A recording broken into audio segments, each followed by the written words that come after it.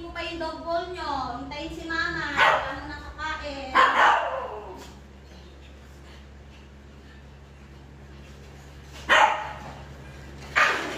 O, huwag kayo nakakuhan.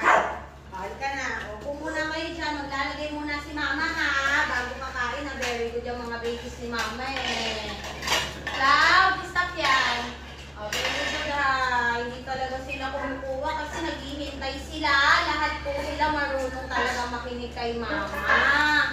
Kasi, tinuturuan na ni mama. Opo, para maging good listener.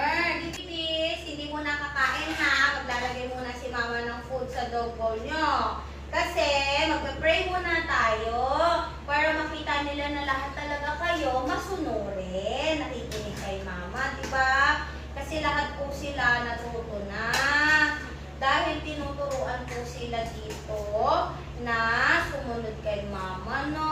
Very good yung mga babies na yan eh. Kung ano yung nakikita nila, yun na din yung ginagawa nila. Kaya lang sila mababait na. Diba, babies? So, kakain na kayo ha. Wait lang ha. Maglalagay lang si mama ha. Lagay muna si mama nitong ano nyo ha. Para healthy kayong lahat ha. Wala mo nang kukuha. O, diba? Wala talagang kumukuha yan. Kasi nga, mababait talaga sila. Train po sila. Na bago kumain, maghihintay kay mama. O, sige. Magpa-pray muna daw tayo, ha? Bago tayo kakain, ha? Sila na daw mag-lead ng prayer. O, Lalan? Okay? O, tingin na lahat kay mama para magpa-pray na tayo. Papa God, maraming salamat po sa blessing ng mga batuta. Maraming salamat po dahil hindi niyo po kami pinapabayaan. Maraming salamat po sa araw-araw na healthy po ang mga batuta na ito.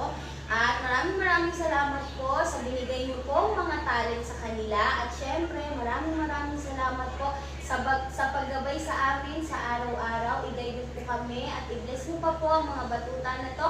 In Jesus' name, Amen. Okay mga babies, pwede nang kumain. O, dito na, bibigyan na ni mama isa-isa ha. Good job. Hindi mo pa agaw-agaw ha. O,